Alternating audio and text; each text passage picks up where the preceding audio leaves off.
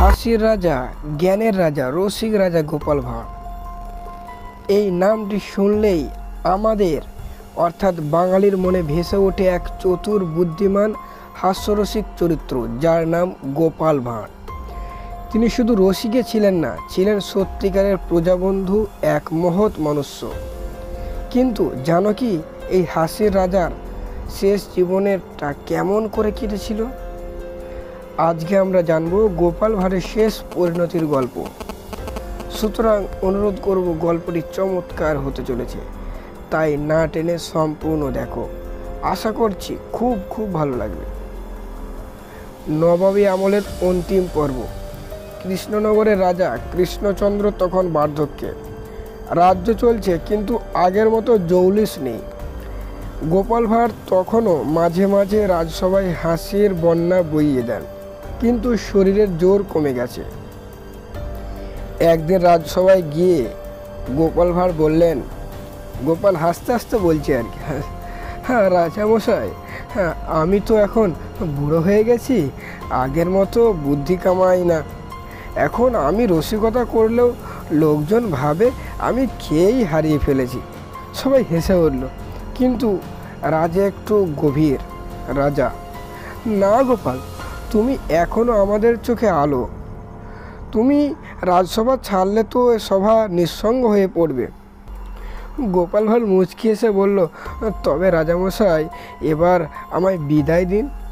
আমি চাই জীবনের বাকি সময়টা একটু নির্জনায় কাটাতে। সেই দিন থেকেই গোপাল কৃষ্ণনগরের বাইরে এক ছোট্ট কুঁড়ে ঘরে বাস করতে শুরু করেন।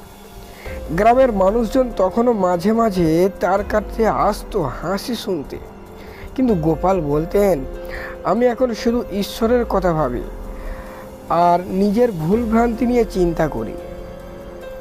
এক সন্ধ্যায় এক শিশু তাকে জিজ্ঞাসা করলো, গোপাল কাকা, তুমি কি মরে গেলে সবাই তোমাকে মনে রাখবে?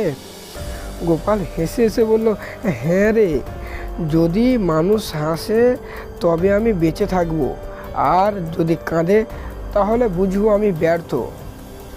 শিশুটি হেসে উঠে দৌড়ে গেল। এক রাতে খুব ঠান্ডা পড়েছিল। গোপাল তখন কাঁথা মুড়ি দিয়ে শুয়ে আছেন। ঘরের বাইরে চাঁদের আলো পড়ছে।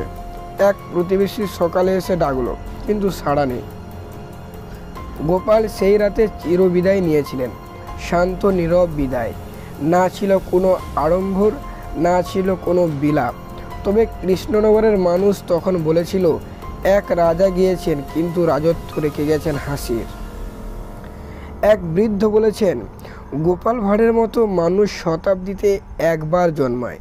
তিনি প্রমাণ করে গেছেন কৌতুক, এক শান্তি, এক মানবিকতা। এভাবেই শেষ হয়েছিল গোপাল ভাঁড়ের জীবন, কিন্তু তার গল্প, তার বুদ্ধি, তার হাসি আজও বাঙালির হৃদয়ে বেঁচে আছে। তার মতো কেউ হয়নি, আশা করছি হবেও না।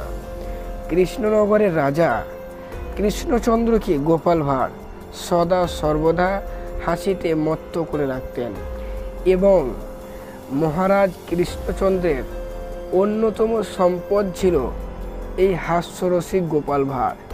হাস্যরসিক গোপাল ভাঁড় সত্যি আজও আমাদের বাঙালির মনে স্থান করে নিয়েছে।